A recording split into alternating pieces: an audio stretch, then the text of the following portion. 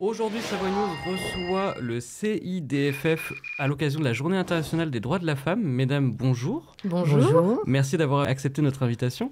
Est-ce qu'on peut déjà un petit peu rappeler ce que c'est que le CIDFF ? Alors, le CIDFF, c'est le Centre d'information sur les droits des femmes et des familles. C'est une association loi de 1901 qui a été créée il y a 50 ans, puisqu'on vient de fêter nos 50 ans. Oui, bon anniversaire. Merci.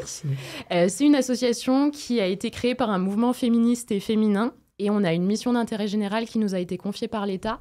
C'est donc de promouvoir l'égalité entre les femmes et les hommes.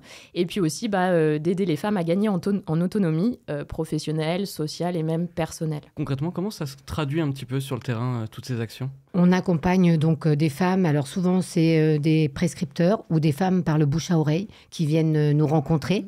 Donc ça c'est pour la partie emploi-formation. Après pour la partie juridique, c'est souvent un appel à notre standard et donc les rendez-vous sont pris pour Mina. Souvent, j'imagine qu'il y a toute une forme d'accompagnement de tous ces publics.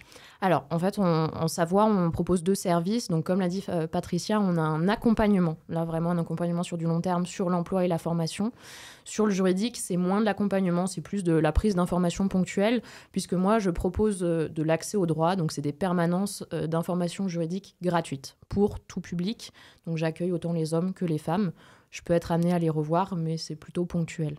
C'est quoi un peu les questions juridiques justement qu'on vous pose ? Alors moi, ma spécialité, c'est le droit de la famille. C'est ce que fait principalement l'association. C'est à peu près 40% des demandes que j'ai. En droit de la famille, on va traiter de la conjugalité, donc les personnes qui sont en couple, soit comment se mettre en couple, le mariage, le Pacs, soit la séparation. Ça, c'est beaucoup des demandes qui reviennent. Comment on fait quand on se sépare, quelles sont les démarches à faire, et puis en termes d'autorité parentale quand il y a les enfants, qu'est-ce qu'on fait, les modes de garde, la pension alimentaire. Parfois aussi, on a des demandes sur le droit des successions, par exemple aussi. C'est quoi un petit peu vos publics, justement ? C'est plutôt des personnes qui sont plutôt jeunes, plutôt vieilles, on a un peu de tout ? Dans l'ensemble, on a du public de tout âge. On ne peut vraiment pas cibler. Alors, si on doit vraiment donner une catégorie, on va dire que ça part de 25 ans et on accompagne même jusqu'à des fois... Alors, en emploi...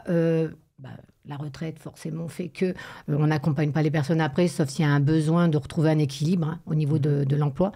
Mais en règle générale, c'est 25, 60, 60, 62, à peu près. Il me semble que la tranche la plus représentée, c'est les 36-45. 45, le plus souvent. Ouais. C'est quoi un peu la réalité, justement, de ces publics-là ? C'est des gens qui sont plutôt... dans un moment où ils ont besoin justement de ces conseils, ou c'est plutôt vraiment de la détresse, entre guillemets ? Alors, sur le juridique, on a beaucoup de gens qui ont besoin d'informations. Vu qu'on est un service qui est gratuit, il est facilement accessible.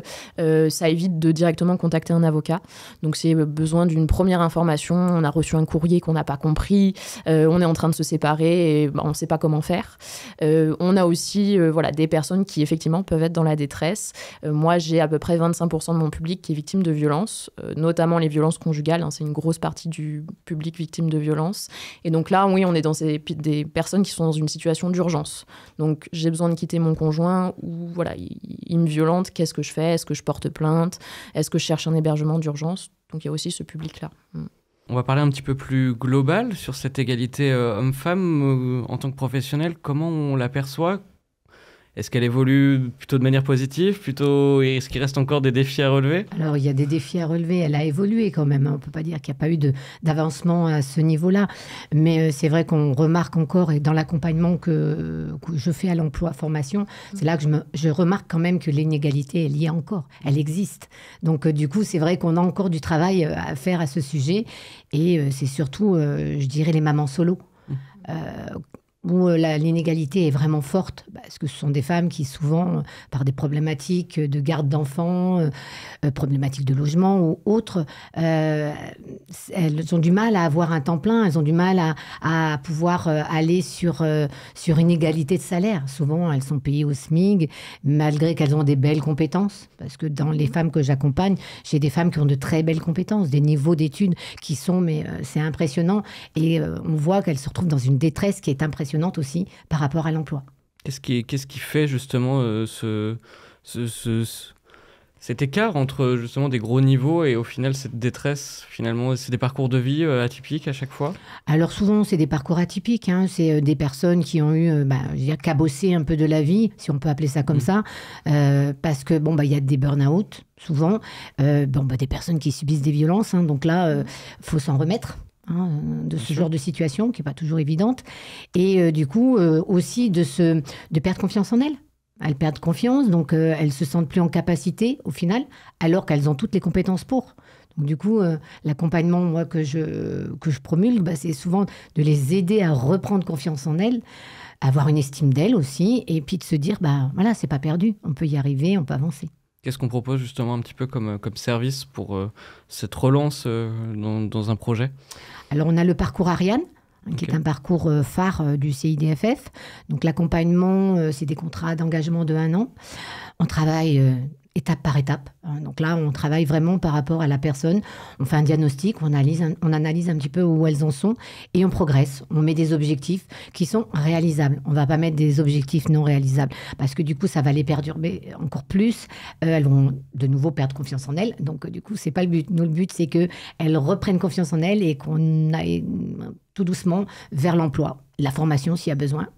Et donc, je me fais aider aussi par Mina par rapport à certains points juridiques. Parce que du coup, c'est vrai que quand moi, je fais le diagnostic accompagnement emploi-formation, et des fois, je m'aperçois qu'avant d'aller à l'emploi, elles ont besoin de régler des problématiques administratives, juridiques. Donc, du coup, j'envoie plutôt vers Mina. Qu'est-ce qui manque un petit peu, justement, on parlait un petit peu de toutes ces inégalités dans la société. Qu'est-ce qui manque un petit peu pour faire avancer les choses, de votre point de vue en tout cas? Moi, surtout, ce qui pourrait faire évoluer les situations, c'est qu'on prenne plus en compte que les mamans solo, quand elles ont des enfants, elles en font quoi pour aller au travail? Voilà, c'est ça. Alors je sais, c'est délicat parce que du coup, il y a une réglementation au niveau des crèches, des nounous. Voilà, il y a vraiment, on sait que c'est pas évident, mais je pense qu'il y aurait des choses à faire là-dessus. Déjà, juste pour que ces personnes-là puissent aller à l'emploi. Déjà, juste se dire, on trouve une solution pour garder les enfants. Donc, comme elles peuvent avoir la solution, du coup, elles peuvent retourner à l'emploi ou se former. Parce que des fois, elles n'ont pas eu l'occasion de se former. Elles ont d'abord été mamans avant tout. Et elles n'ont pas eu l'occasion d'avoir un niveau d'études pour pouvoir stabiliser leur financier. Et leur autonomie, surtout. Moi, sur le public que je reçois, je vais vous parler des personnes qui sont victimes de violences parce qu'on a beaucoup de femmes. Hein, c'est 98% des victimes de violences qu'on reçoit sont des femmes. Donc, ça participe à l'inégalité. Il faudrait une meilleure prise en charge de ces victimes-là parce qu'aujourd'hui, alors il y a des choses qui ont été faites. On a une aide universelle pour les victimes de violences conjugales qui est proposée par la CAF. Le problème, c'est que elle est sur condition d'avoir un dépôt de plainte ou une ordonnance de protection.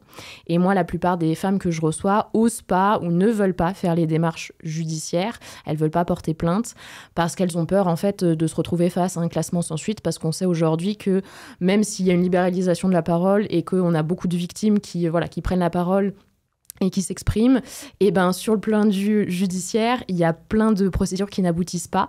Il y a très peu des auteurs de violences qui sont sanctionnés. Et ça, c'est un problème aujourd'hui. Du coup, il y a un peu une défiance envers l'institution judiciaire. Et donc, ces femmes-là, n'osent pas forcément faire les démarches. Et du coup, des fois, elles restent coincées dans la situation. Si elles vivent avec le conjoint, qu'elles n'ont pas forcément un travail, elles ne sont pas autonomes financièrement. Donc, elles n'ont pas de possibilité de quitter le domicile. Et voilà. Et en général, on a aussi les enfants, donc situations familiales qui sont compliquées parce que si on part, est-ce qu'on peut partir avec les enfants? Comment ça va les impacter du point de vue de la parentalité? Donc voilà, c'est vrai que ça, il y a encore beaucoup de travail à faire, même si on a avancé, ça reste encore un gros problème. La route est encore longue. C'est ça. Merci beaucoup, mesdames, d'avoir accepté notre invitation et puis à bientôt sur Savoie News.